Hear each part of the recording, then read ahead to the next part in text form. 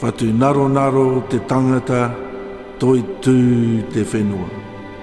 As man disappears from sight, the land remains.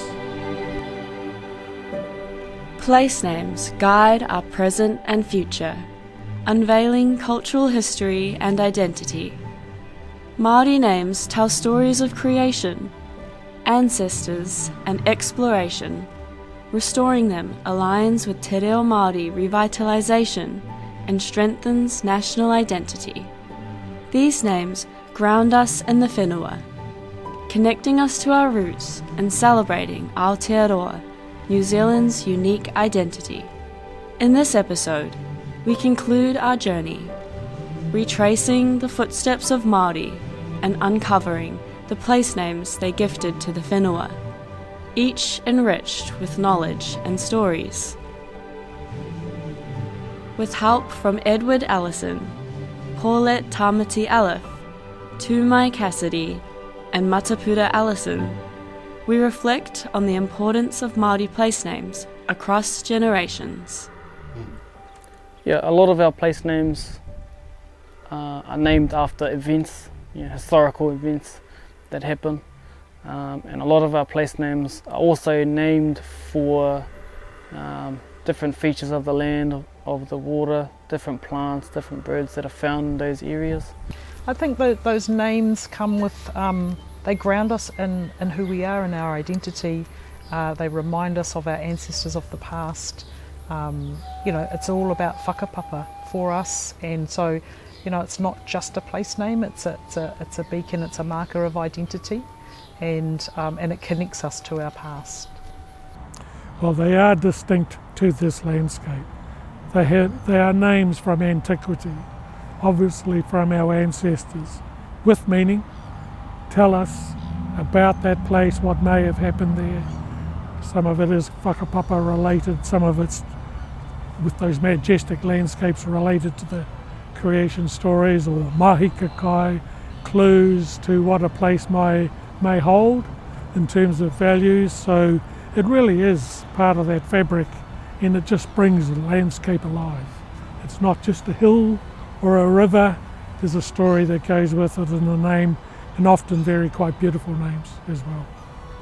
Like my own experiences relate to the inland area. Now in the inland area there are not many physical footprints of where people have been. On the coast you've got large numbers of midden sites, for example, the past sites that we know about, and those other physical attributes of the landscape, of the man-made landscape. But as you go inland, you don't see that so much. Growing up, Matapura would travel inland with his family and felt it was bereft of Māori. In his young adulthood, he discovered many lesser-known Māori place names, reciting them as he travelled up the main highway in central Otago. For example, Te Waiparere, near one that comes to mind, there was a place where ducks were, the Parere duck, and there's lots of those names associated with mahinga kai. And you learn, if you start learning what's behind the words, you get an insight into the resources of the place. Te Pāharakeke, for example, or Te Waia Te Rimurapa, that's a personal name. Te Rimurapa figures in the whakapapa of Kati Hurapa and Kati Kane. His name is on the way up the route to the pig route, just inland from Palmerston. So if you can almost track people by the names that are in situ on those places as you learn them. There's lots and lots of knowledge that is stored within a place name. It gives you an insight into what those landscapes look like, who was living there in those places, and for us it's our connection to our ancestors. It's our ongoing connection to our sacred sites, our food gathering grounds, places that our people have lived, sustained themselves from for over 40 generations over the last 900 1,000 years. It's been our home for generations, and you know, it's where we come from, it's who we are. The whenua, you know, without the whenua, who are we? And so, you know, I do grieve a little because there's been such modification that hasn't served us well as humans. But, you know, looking at our future and our current generations are much more aware of the changes that are happening and wanting to reconnect and restore that symbiotic relationship with our taiao, with our environment. So it links us and it gives us that identity and that whakapapa connection to the landscape in a really truly authentic way that then comes right down to the present day, and it'll be there for eternity. And so yeah, incredibly important, just the stories and the knowledge that's stored within those place names. And often our place names are named after ancestors, and so when we hear people butchering or corrupting the name of our ancestors, it doesn't sit very well with us, because we would not you know, trample upon the names of others in that way. In the process of colonisation, many Māori place names have been replaced, or in some cases they remain, but have been corrupted. It is a long road uncovering and officially correcting these names, but many are already working behind the scenes to make this a possibility. So there is a desire for those of us who are te reo Māori speakers, who understand our language and who have researched our archives, looked at our ancestral manuscripts, to restore those traditional names and again afford them the mana that they deserve. Learning what's behind these names, it really puts flesh on the body of knowledge in a way which without those names we wouldn't have. And it really just does warm the whole environment, and our ability to appreciate the wawe tapu or rātou inihira of those of the ancestors gone before us. We can literally follow in their footsteps and know the places why the mangakai gathered there, where they quite likely hunted these waterfowl or hunted these eel, gathered these eel resources in a particular place. It creates a far more intimate understanding for us today, contemporarily, of our landscape, and says to everyone else, these people were here and these are their ancestors. Well, we in Te Waipuna, within the Ngaito Takiwā, we have some great tools now which people can access. Kauhuru Manu and Kareao, two online portals people can reach into and delve around into these place names right across the whole region.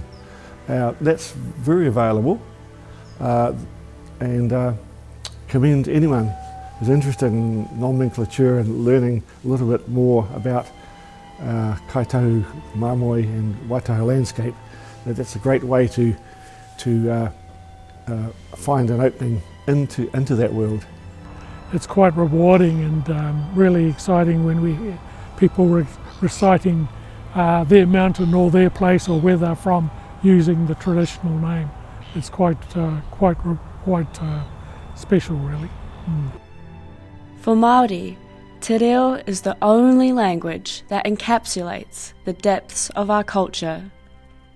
It is a language we can all come to appreciate and learn. Place names are a great way to start working on using te reo Māori. Ko e whakamā, give it your best shot. It's all about attitude, and we can, you certainly know when someone's trying and they're open to learning, and so I encourage that. And I know even for some of our own descendants of kaitahu who haven't been exposed to te reo Māori, it's very difficult.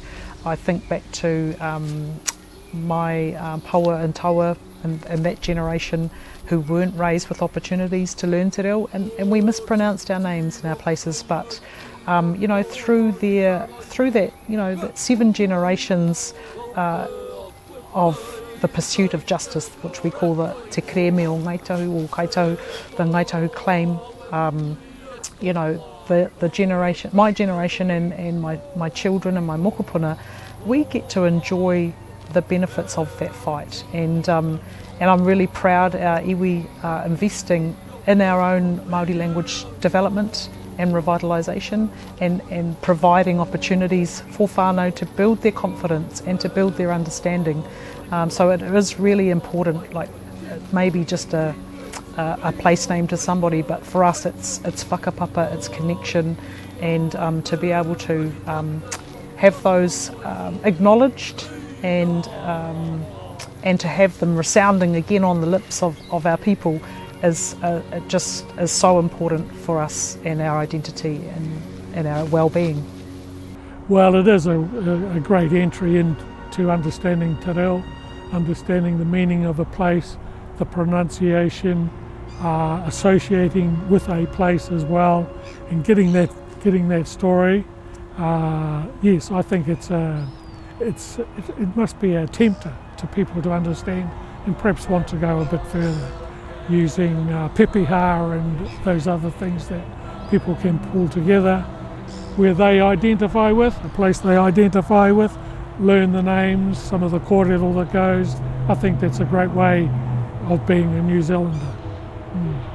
As we reflect on this journey, we see that each place name is a gift, a piece of our heritage to cherish and uphold. Let us continue to speak these names with pride, honouring the ancestors of this land and celebrating the rich history of Aotearoa, New Zealand. Together, we can walk forward, rooted in the past, connected in the present, and looking to the future, carrying with us the knowledge and stories embedded in the landscape, unique to this special part of the world. Thank you for joining us on this journey. Waihoa I te toi poto, kaua I te toi roa. Let us keep close together, not far apart.